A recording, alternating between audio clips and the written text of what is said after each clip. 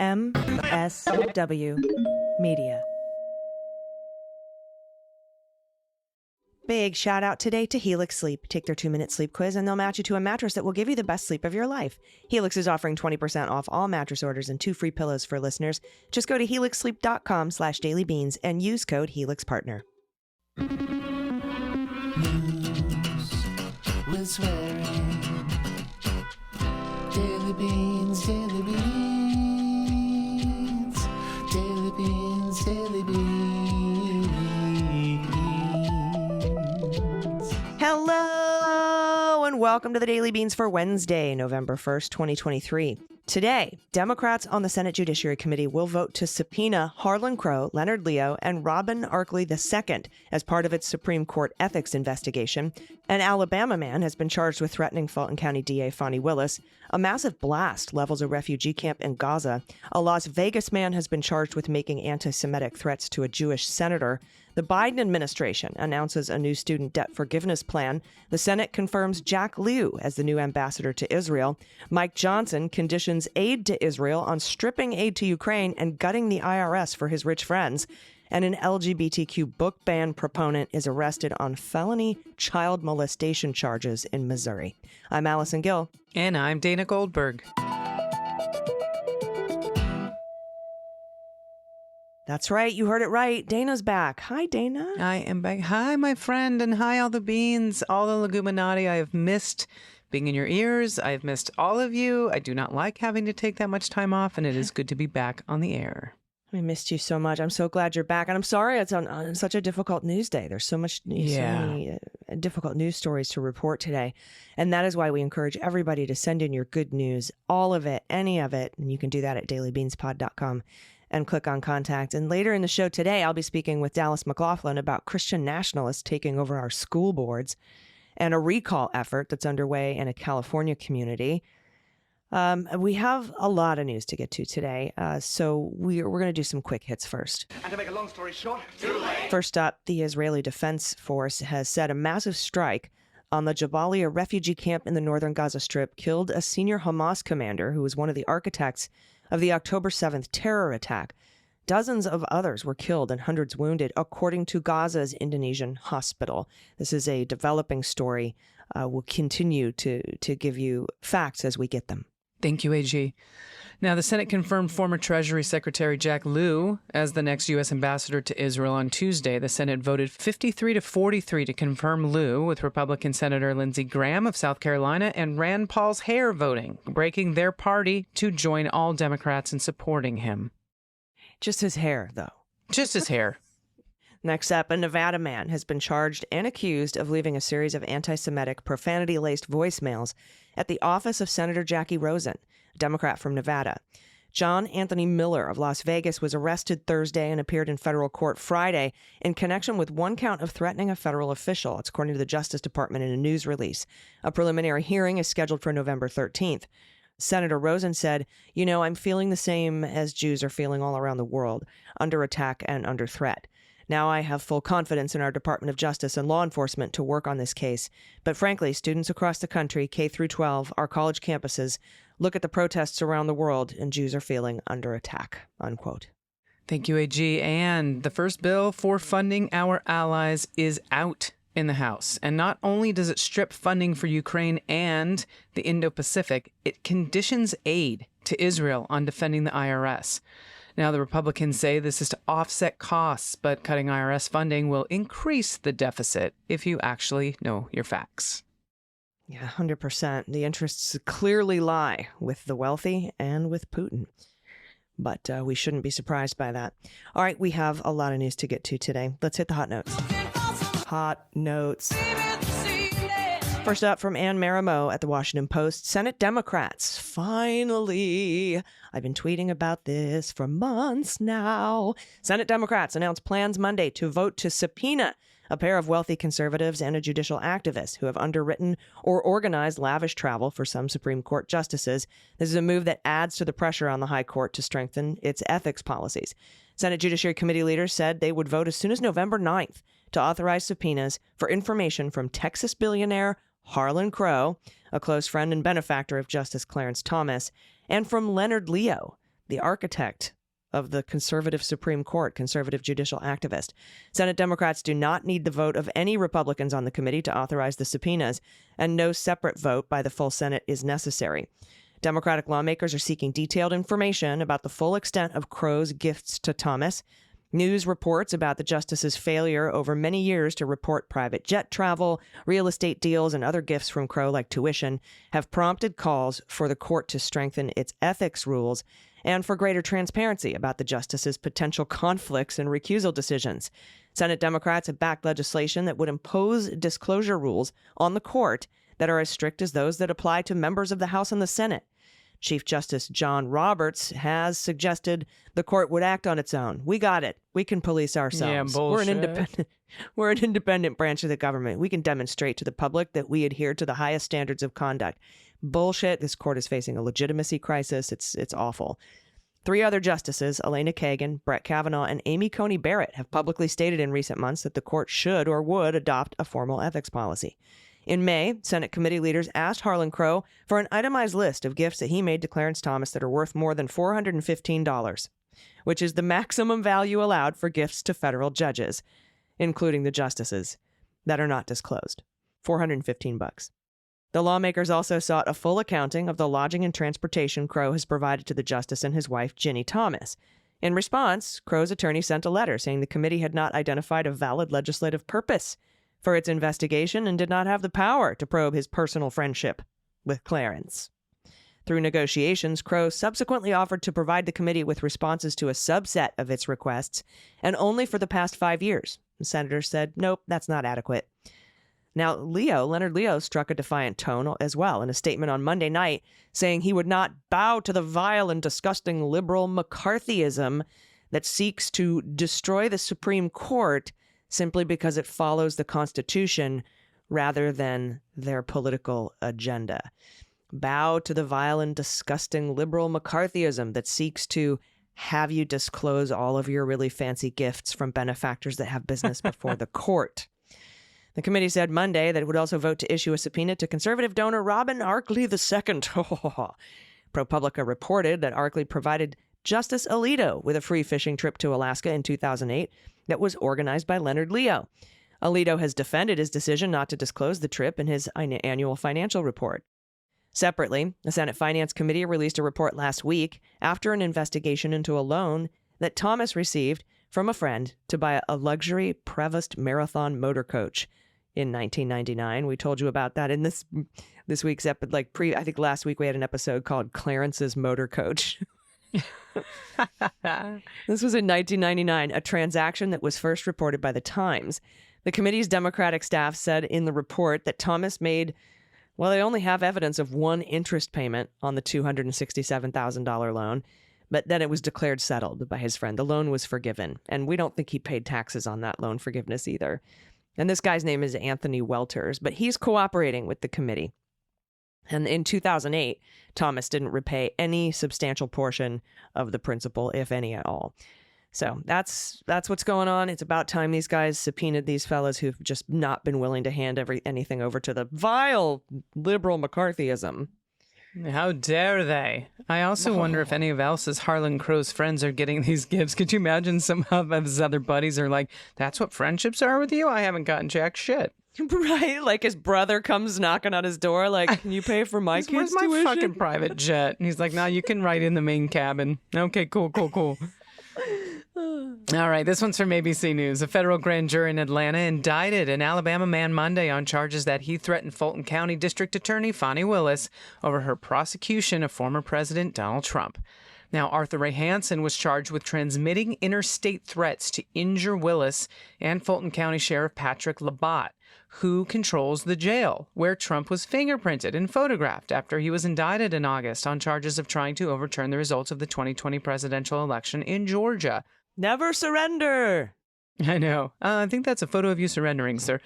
Hansen made an initial appearance in Huntsville Federal Court in Alabama and will be brought to Atlanta for an arraignment next month. He's a 59-year-old. He called the Fulton County customer service line twice in August, left 2 voicemail messages threatening violence against Willis and Labatt on a fucking voicemail. That's according to court records. And this is a quote. Watch it when you're going to your car at night and when you're going into your house. Watch everywhere that you're going. Court records quoted Hansen as saying this again in a message he left for Willis. He said, quote, "I would be afraid if I were you because you can't be around people all the time that are going to protect you.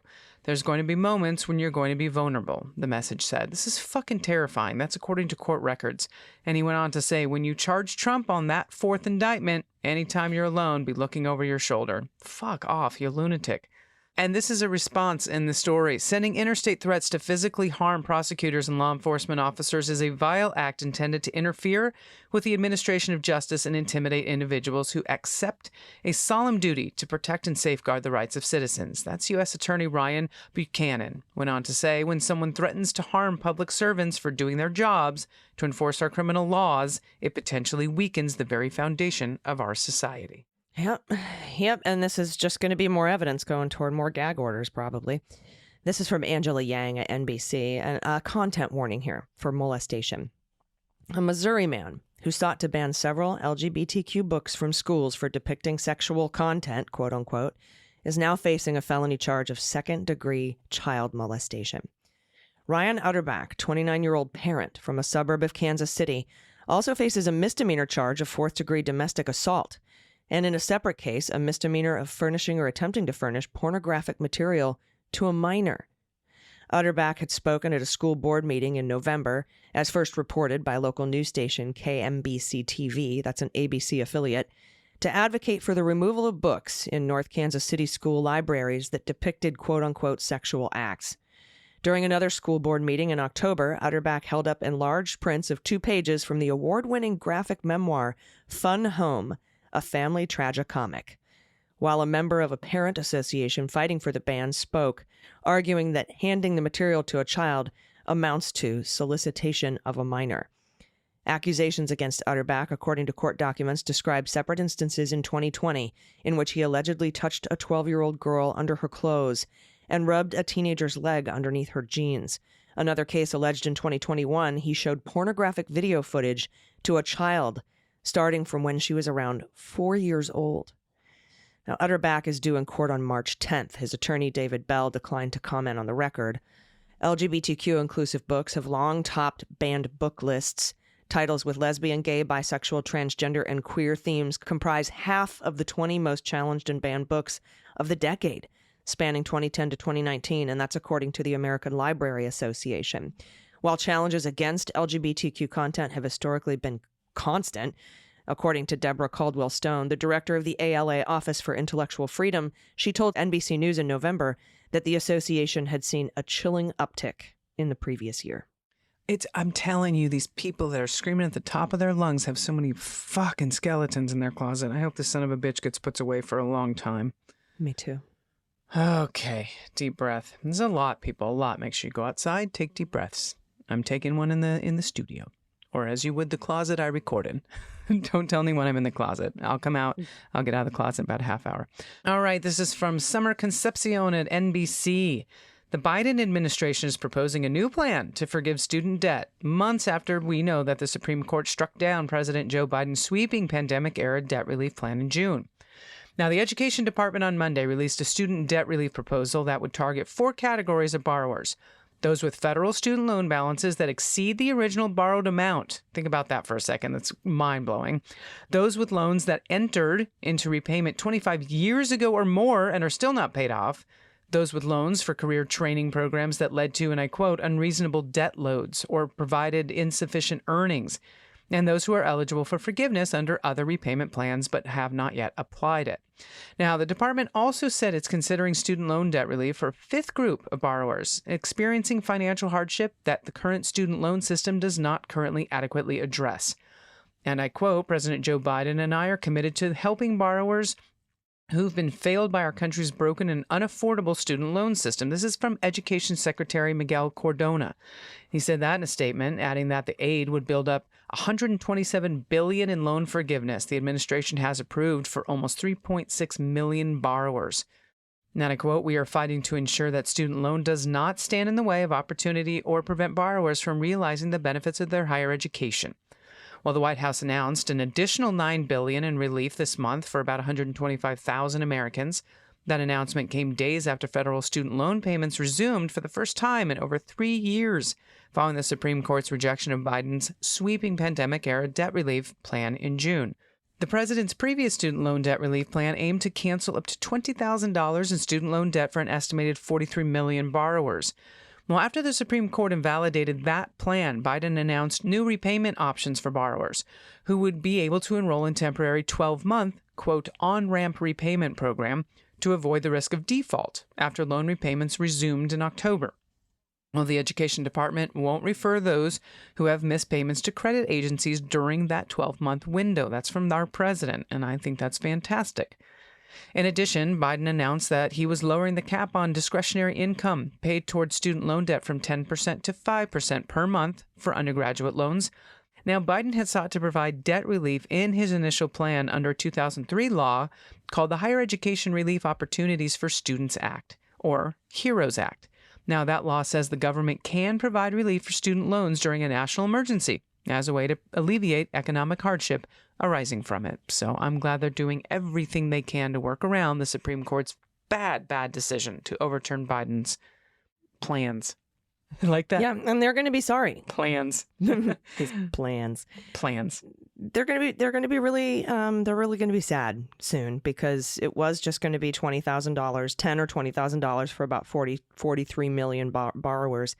Now they're looking at every single student loan here. And when it's something like people experiencing financial hardship that the current student loan system doesn't currently adequately address, that could be really, I could describe a great many student borrowers. There's also, programs that led to unreasonable debt loads or providing insufficient earnings. That can be very broadly interpreted. And that's what Cardona's doing. He's going on a case-by-case basis here and saying, yep, nope, you get your whole loan forgiven. Yep, nope, you seem like you have a financial hardship. You get your whole loan forgiven. They're having to go one by one now, so it's going to take longer.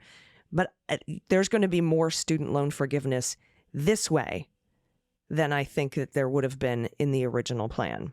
So, I think you're probably right. Yep. Yeah. And so the Republicans and this Supreme Court, who is backed by wealthy donors and corporations, they really want to saddle all these people with this crippling debt to keep them down, to keep working class and middle class families down, because they need that, what they call human capital stock, that labor at minimum wage to grind away and make them a shitload of money. And so that's why they're against student loan forgiveness, not for any other reason. They're terrified that working and middle class families might get ahead and not need their shitty human capital stock bullshit hard labor jobs anymore.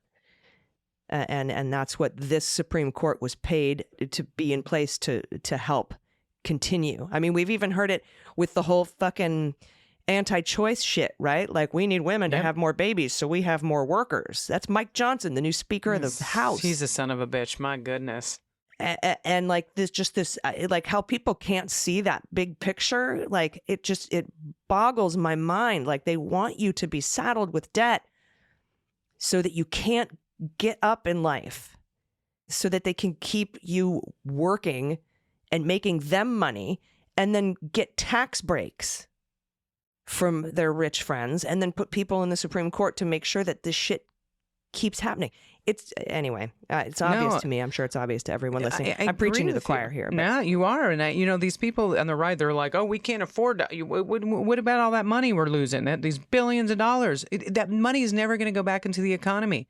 People will die with their student loans because they cannot get them paid off. This billions of dollars that's being forgiven is not going back into the economy unless people actually can use the money that they have to put back into the economy instead of paying the bare minimum on what is usually interest on the student loan and never actually paying their student loan off.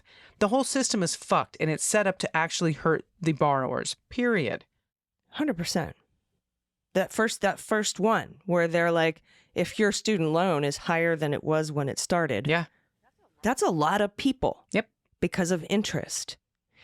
And I mean, I kind of want everybody to sort of like remember where we are in history. We're at this inflection point. This is the year of the unions, right? We've got the United Auto Workers reaching a deal with the big three. We've got Hollywood, the Writers Guild, and soon to be SAG-AFTRA cutting these deals to protect workers. We've got the airline strike and all that. It's the year of the strike, and the unions are winning. And then we've got this is the year of ethics reform, right? All of this stuff coming out from ProPublica, the Times and Washington Post about the Supreme Court shining a light on that fucking corruption. Thanks in big part to Senator Whitehouse, who started leading this charge a few years back. This is the year of criminal accountability for autocrats and insurrectionists. It's the year of reproductive rights. This is going to be the first major election since Roe has been overturned, and the year of advocating for LGBTQ plus rights. The backlash is going to be swift. And when I look at what's going on in our body politic in that light, it's slow and it's incremental, but it's happening, and I feel that groundswell, and those are the things that give me hope. So I agree with you. Thank you, my friend. And the work that you've been doing over the past, for your whole life, but like the money that you're raising for Human Rights Campaign, it's brilliant. All the support. I mean, it's there. When I hear about there's going to be, some sort of Nazi fucking protest at a drag show, the amount of people who show up to counter protest that is just beautiful. I see it and I feel it everywhere. I saw it on November 7th when they announced that Biden had won the election. I see it in every single special election that's happened since Roe has been overturned. Democrats are winning by an average margin of 11 points. I see it. I see what's happening in Ohio, what happened in Kansas City. It's that wave of young people like washing over the nation that Obama talked about in 2016 that brings him hope. So I'm hoping that, sometimes when these individual stories get down, I feel like we lose some battles, but I feel like we're winning the war. I agree. All right, everybody. We're going to be right back. We're going to talk a little bit more about that war on the front lines. My friend Dallas McLaughlin is going to discuss Christian nationalist takeover of our school boards and what we can do to help. That's the important part. Stick around. We'll be right back. After these messages, we'll be right back. Hey everybody, it's AG. I had never truly known what a good night's sleep was until I started using my custom-made mattress from Helix Sleep, and now I wake up feeling refreshed every day, and I could never go back to an old mattress. It is head and shoulders the best mattress I have ever had in my life. Just go to helixsleep.com/dailybeans, take their 2-minute sleep quiz. They'll match you to a customized mattress that'll give you the best sleep of your life, and you'll get 20% off all mattress orders and 2 free pillows. Helix Sleep has 20 different mattress models, including award-winning Luxe mattresses and the new Helix Elite collection. There's something for everyone, including our big and tall sleepers and even the small sleepers. Helix offers models tailored for every sleep style and preference. Just take that Helix Sleep quiz I told you about, and within 2 minutes, you'll identify your ideal mattress, which will be shipped to your doorstep completely free of charge. My ideal mattress, as everyone in the world knows by now, is the Helix Midnight. It's a medium firm bed, and I sleep on my side, so it's perfect for me. It's the best mattress I've ever had. You'll never go to another mattress store again, which is good because they're kind of creepy and weird. But there's a risk-free trial, by the way, with Helix mattresses for 100 nights, and all mattresses come with a 10 or 15-year warranty, depending on the model. Choose Helix Sleep, and your sleep problems will be history. Helix is offering 20% off all mattress orders and 2 free pillows for listeners. Just go to helixsleep.com/dailybeans and use code HelixPartner. This is their best offer yet, and it won't last long. With Helix, better sleep starts now. Hey, everybody. Welcome back. You know how I constantly say that local politics, all politics are local politics. I'm joined today by my friend, comedian, a coiner of the phrase, put some beans on it. He is now the co-host of a great podcast called What the Hell is Happening in Temecula. Please welcome Dallas McLaughlin. Hi, Dallas. Oh, Allison, thank you so much for having me on once again, this time to talk about things that aren't funny. Well, it's pretty ridiculous what's going on in Temecula with the Temecula Valley Unified School District. The board has been taken over by Christian nationalists who have squandered money, tried to write their own curriculum, and it's chaos. And there's a whole group of concerned parents right now gathering signatures to recall these 3 members of the school board there, and that it prompted you to start the podcast, What the Hell is Happening in Temecula, to get the word out. And I wanted to have you on so we could help get the word out about what the hell is going on in Temecula. Tell us who these three people are, how long they've been there, and so far what they've done. Well, it's basically during COVID, the lockdowns and the the shutdowns and all that stuff. There's parents, this is nothing new to a lot of us who are on Facebook or social media. A lot of parents were really mad that their kids had to wear masks at school and that people wanted to get vaccines, et cetera, et cetera. So these parents spent that whole time yelling at the then school board, not just ours, but across the nation. This was happening, calling them, all sorts of names. And that group decided to mobilize around Christian nationalism. And this was led by an effort of Bannon and Flynn, and this is not a conspiracy. This is literally videos they have put out telling these Christian nationalists, QAnon, MAGA followers, all these groups to take back the public square, which means to take over local politics. And as you mentioned at the beginning, you've been a huge proponent of local politics, as have I. It's one of the things I've been yelling from the rooftops for 20 years now. Your vote does count. I don't care if you care about Obama, Biden, Bush, doesn't matter to me. Go vote because your vote does count. And we are seeing this happening all across the nation in real time. And it's scary. There's the scary stuff happening. And so anyway, there's a group here in town, a church here in town that's a Christian Nationalist church. They started this pack with people in Corona, over in Hemet, Murrieta, this whole kind of inland valley pack, basically, to start funneling money into candidates, most of them who are attendees of the church. And basically, they are puppets for this church, this pastor, and this movement. And none of them have experience whatsoever in education. Two of them don't even have kids in the school district. One of them, the now school board president, Joseph Komorowski, his school, he homeschools his kids because he is of the belief that all teachers are groomers, that kids who go to public school are being told that they are trans and gay. And he also believes that 5G is mind control, and wrote his whole doctorates, his thesis on 5G. And then if you do a little bit of research, you can find that 85% of his thesis was in fact plagiarized. So totally reasonable people. Totally reasonable. And so they're three people who are completely nonsensical and crazy. And they're only there. None of them won by a landslide, mind you. They all beat out other conservative candidates, but more level-headed conservative candidates that are just people who understand the function of a school board, which is there to better the education constantly of the kids in the district.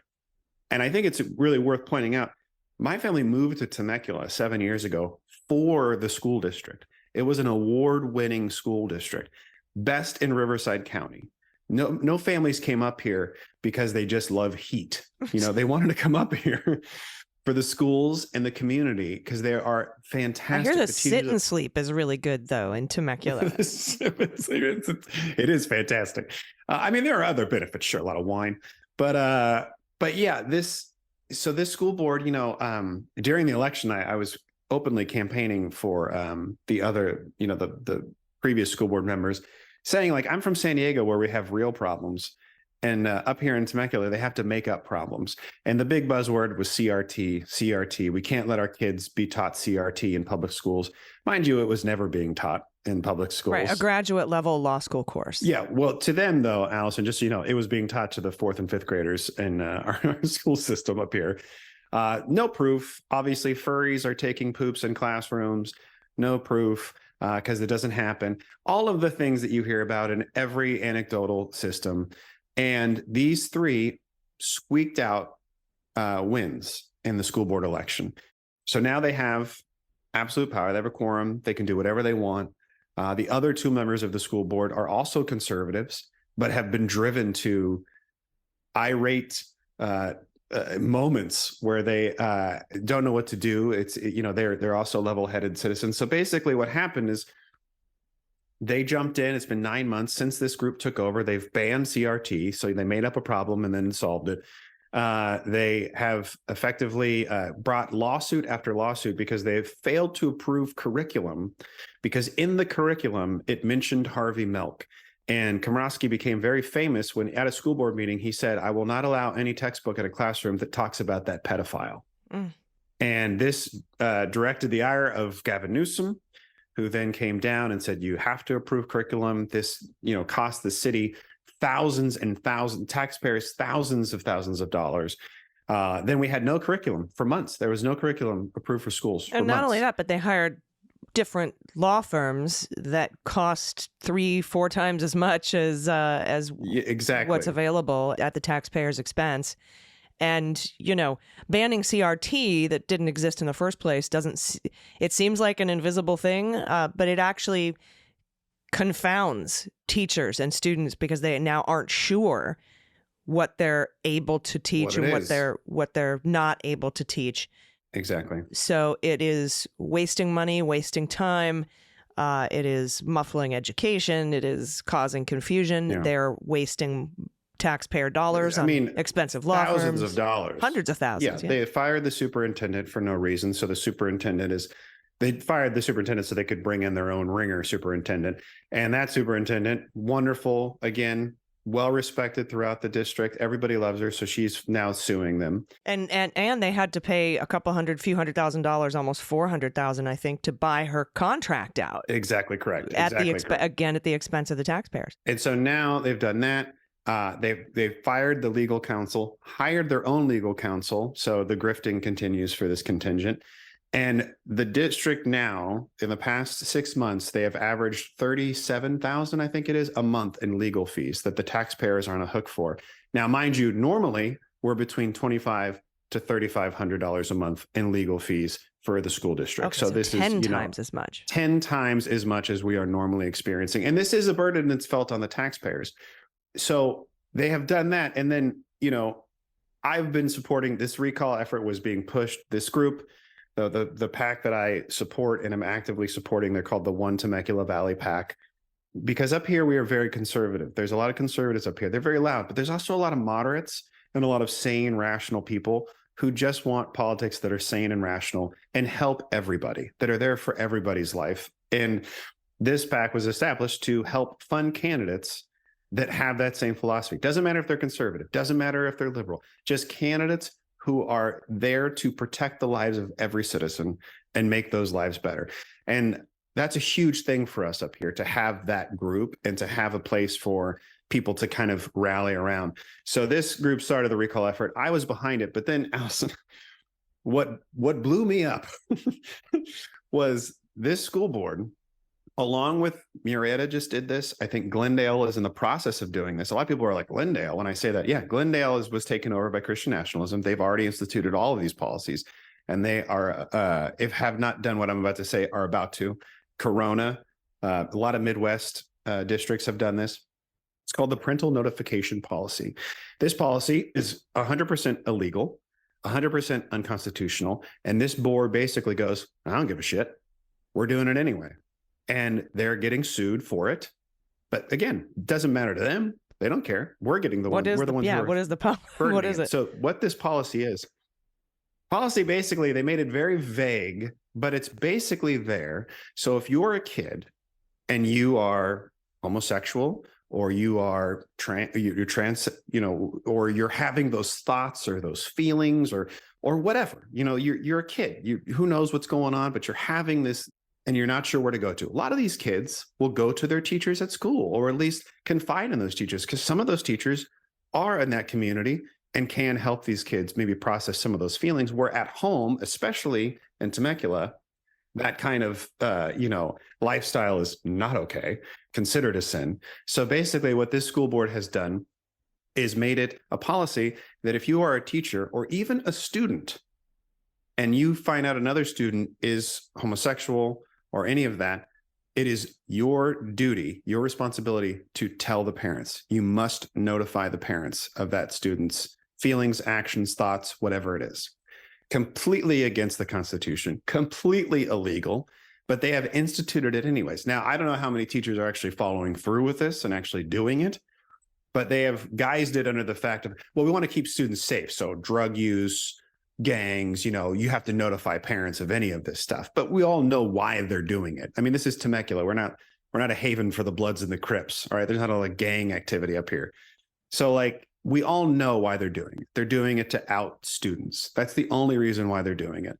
Then they've just created a flag policy where now in the school district, you are not allowed to fly any flag that's not the state or American flag. So like people who had pride flags up can't do it against policies, against school law.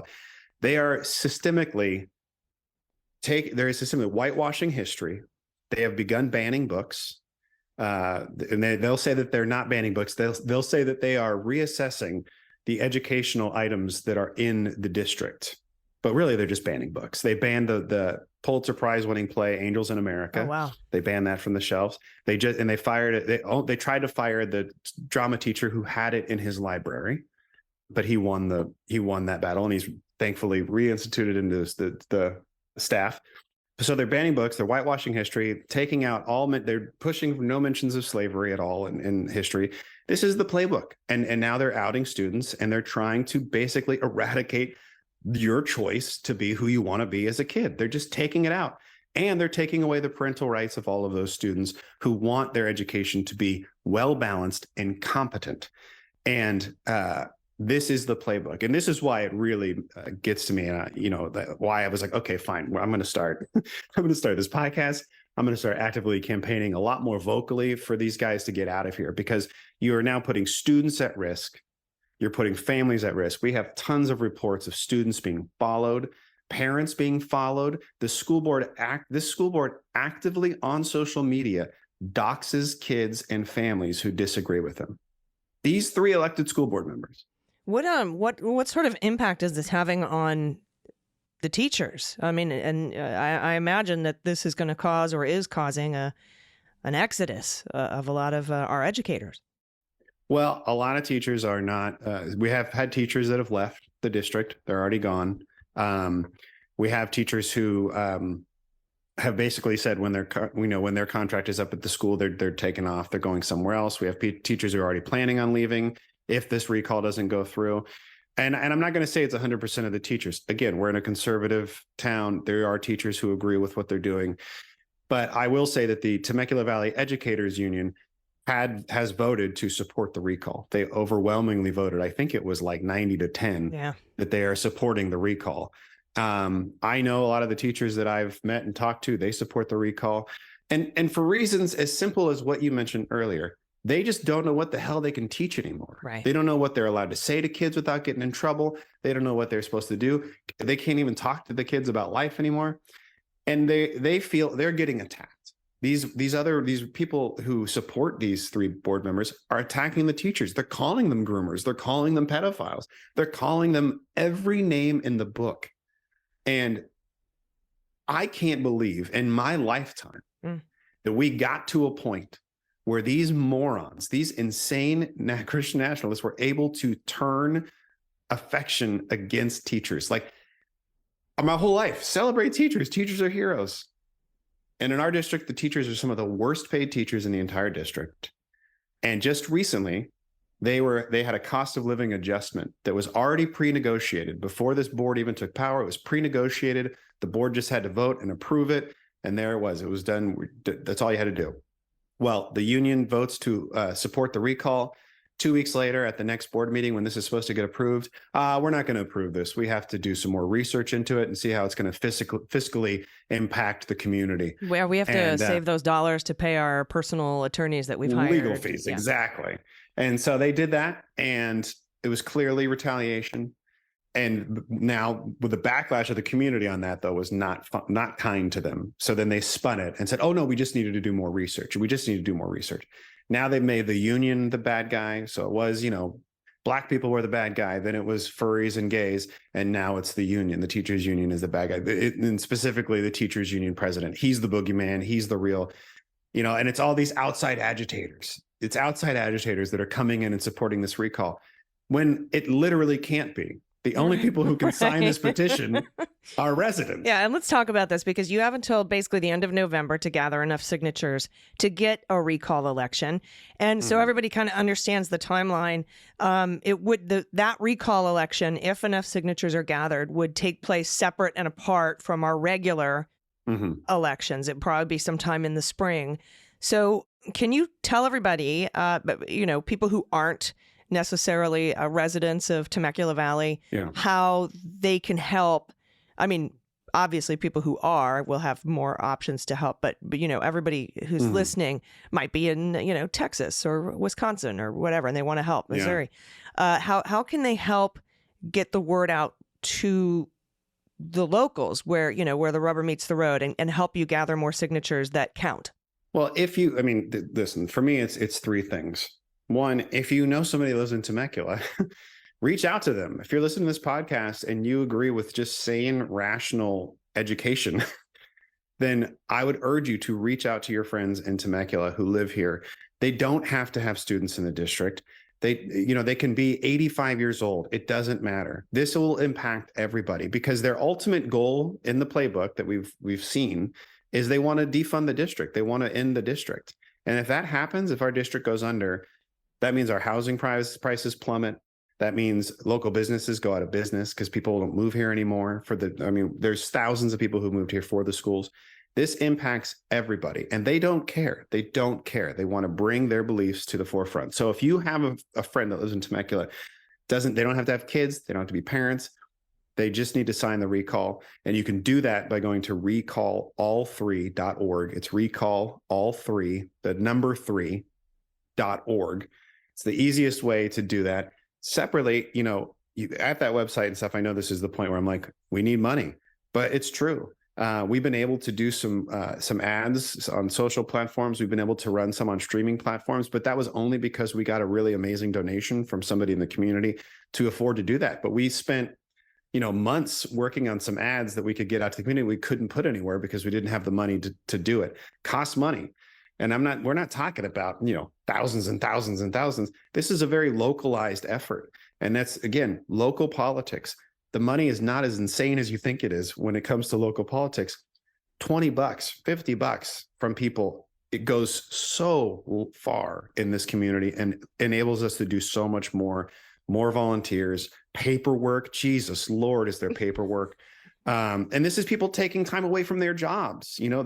This isn't a full-time job for anybody. We are taking time out of our lives to make this happen for everybody in the community and our kids. So that money goes a long way, and you can donate at recallall3.org. And my last thing I will say, Allison, is I urge you to check out the website, because on the website, you're going to see some things, and then I want you to see those things, and then I want you to think about what's happening in your community right now. Because I guarantee you, if this isn't happening and you weren't aware, it's going to happen. I mean, if it's happening in places like Glendale, Los Angeles is already making a move. There are communities, La Mesa, which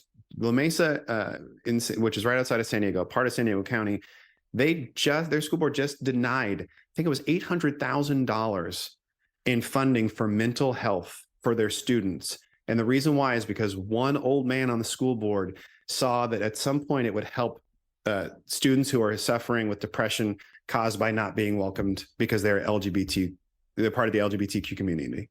Because they are depressed and they're not being welcomed, they're dealing with that, they're struggling with that, and they want to be open, they want to be accepted. Because that was going to be earmarked for some of them, $800,000 down the drain.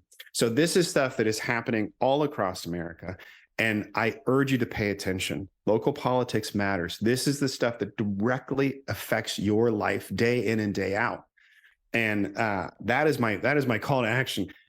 Check out the website, urge your friends in Temecula to sign this petition. And again, you're just signing it. You're just saying, let's put it back on the ballot and let the voters decide. That's all you're doing here. And at the same time, give a couple bucks if you can, and then just take a look around your community before literally it is the Handmaid's Tale. I know we joke about that for so long, but we're there, Allison. I mean, we are like on the edge of that nonsense. Mm-hmm. Yeah. So that's my call to action there. I mean, well, I appreciate it, Dallas. I appreciate you having me on and letting me talk. I mean, I know you guys do such amazing work on such a huge level, and I appreciate you taking 10 minutes to let me rant about this little tiny wine town. Yeah, but I mean, this is happening everywhere, and it's important to shine a light on it. So I appreciate your time today. Again, it's recallall3.org. And the podcast is called What the Hell is Happening in Temecula, which I love. It's just a straightforward name. What the hell? Give it a listen. The last episode we have a woman of color who has kids in the district, and we had her on because we really wanted to shed a light on what's happening to that community. It is fucking frightening. So give a listen. This is what people are dealing with every day. And again, thank you so much. Yeah, thank you. Thank you so much for coming on. Dallas McLaughlin, everybody. Stick around. We'll be right back with the good news. Everybody, welcome back. It's time for the good news. Who likes good news, everyone? Then good news, everyone.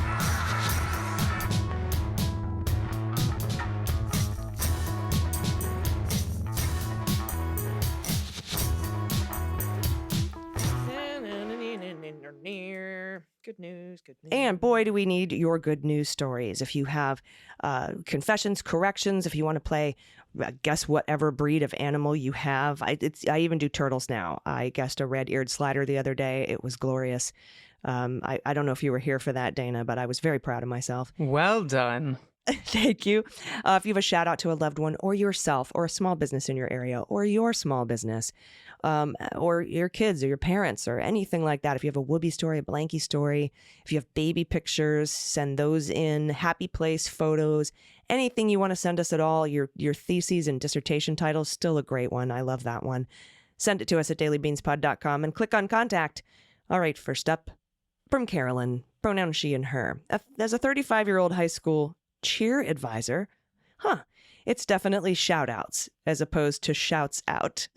This is my new rescue, Roz. Dana, I had asked what the plural of shout out was and if it was shouts out or shout outs.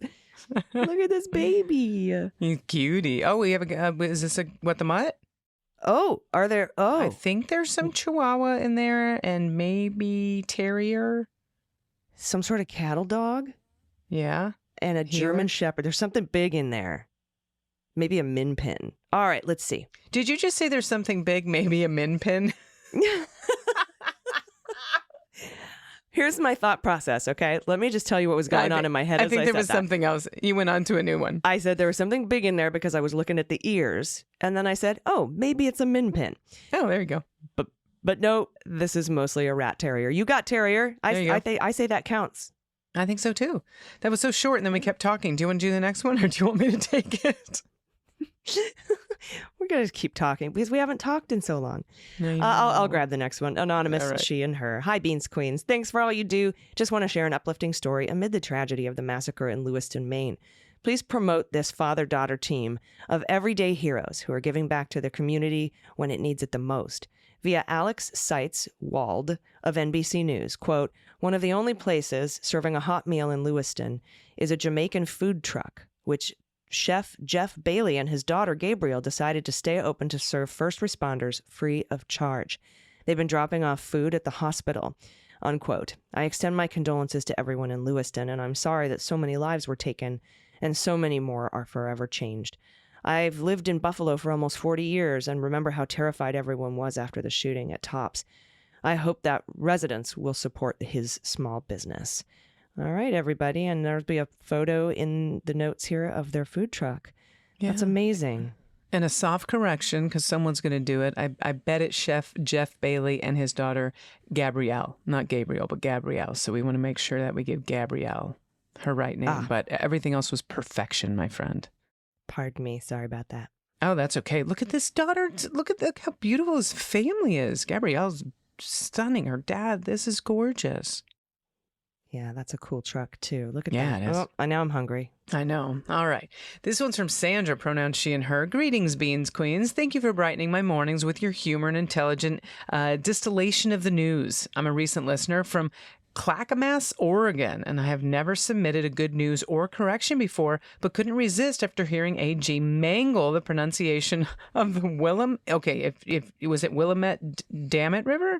It's the Willamette Dammit River. Willamette Dammit River. I love it. See, this is my first time, so I get to learn. Willamette Dammit. That's really fun. You'll never forget that. Now, for pet tax, I'm attached pictures of our 17-and-a-half-year-old rescue pup, Marla. She's an amazing elder dog who still loves to go for 3 walks a day. The first photo shows her manning the captain's chair of our fishing boat while trolling on the Say it again. Willamette It River. rhymes with damn it. Yep, It rhymes with damn it. Willamette River. Now, the second photo is when she turned 1 and had been to the groomer. Hadn't the groomer yet. And for Halloween, include a photo of. Look at that before. This dog is so fucking cute. Oh my god, what a cutie. Oh wait, it looks like we can guess. Oh, I see the dots and the stars. okay. There's some Shih Tzu. Yeah, definitely some Shih Tzu. Definitely some Wheaten Terrier. Yeah. Maybe some Schnauzer? I'd say Schnauzer. Let's do that. And a Chihuahua and some Chow Chow. Okay, what do we got? Okay. We haven't tested her DNA, so no wrong answers. Oh, my God. Schnoodle. Schnoodle. Schnauzer Poodle. Schnauzer Poodle. But she could have some type of sheepdog as well, as you will see by her first year photo. Yeah, that's why I said Wheaten Terrier. There you go. It's so adorable. All Little right. Schnoodle. Yeah, my best friend Joelle, she's got a Schnoodle. Oh. Oh my God, this is really funny. I just read the first sentence. This is from Cindy, pronouns she and her. You asked what you should call guessing a type of turtle. How about what the hell is in that shell?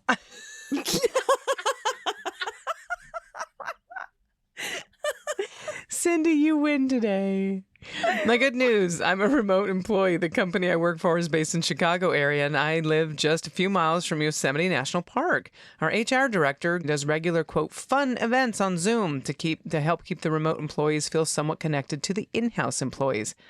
Yesterday, the company celebrated Halloween with a costume contest. The prize, an extra PTO day off. I dressed up as Ahsoka Tano. With my talented husband help doing the makeup, I won. I'm looking at my insane calendar this morning trying to figure out when the heck I can fit in a day off. I'll find it. I've attached a picture of me working at my desk at home in costume and one of my dogs sitting next to me while I worked. My husband and I were rescued by these beautiful girls earlier this year. The white one is Aoife, and the brown one is Lily. You can play What the Mutt if you like, but as we haven't done DNA tests, whatever you guess will, of course, be 100% correct. Now, the last picture is me and my neighbor's horse, Jake. I'm his adopted Nana, and he's my bud. I bring him a carrot every day. He gives me really sloppy kisses and poses for selfies with me. Oh, my God. I love Jake, and now I want to bring carrots. Look at this horse. And that's a great costume. Congratulations for winning.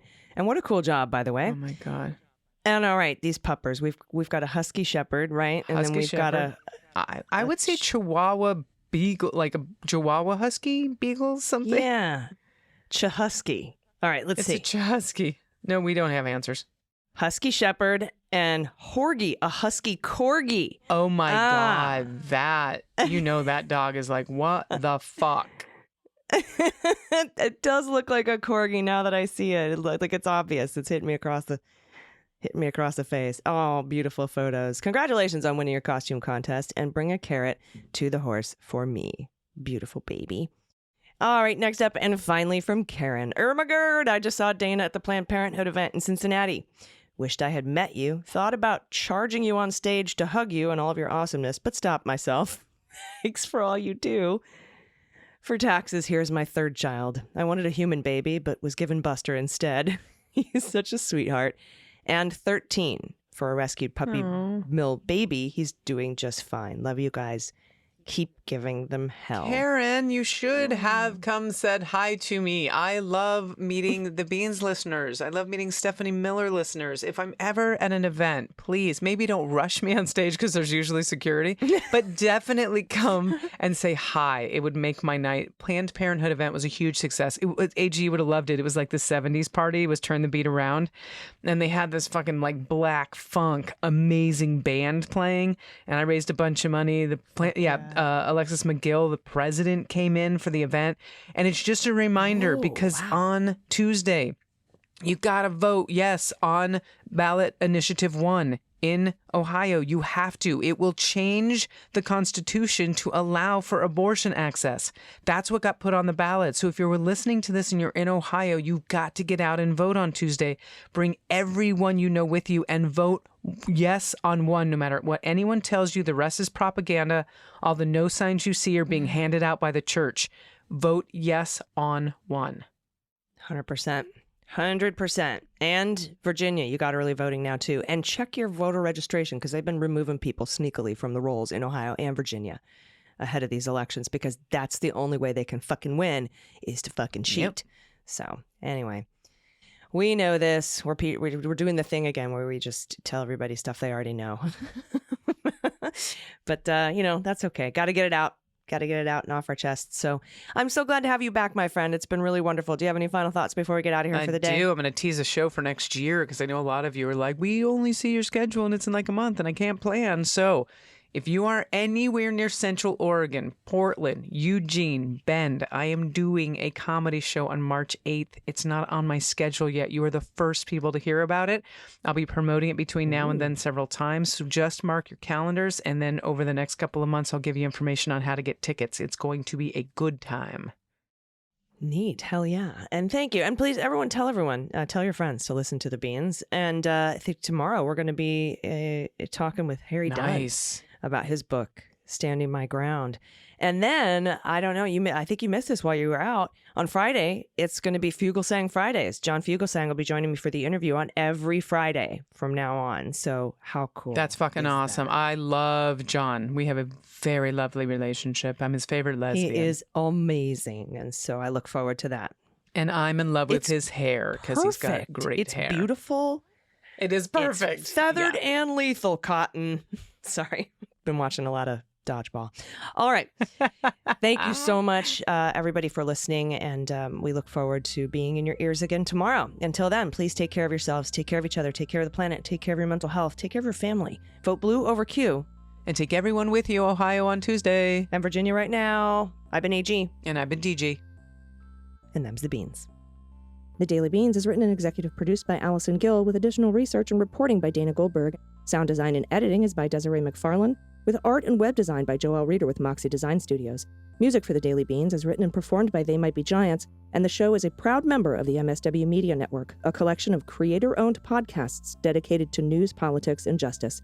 For more information, please visit mswmedia.com. MSW Media.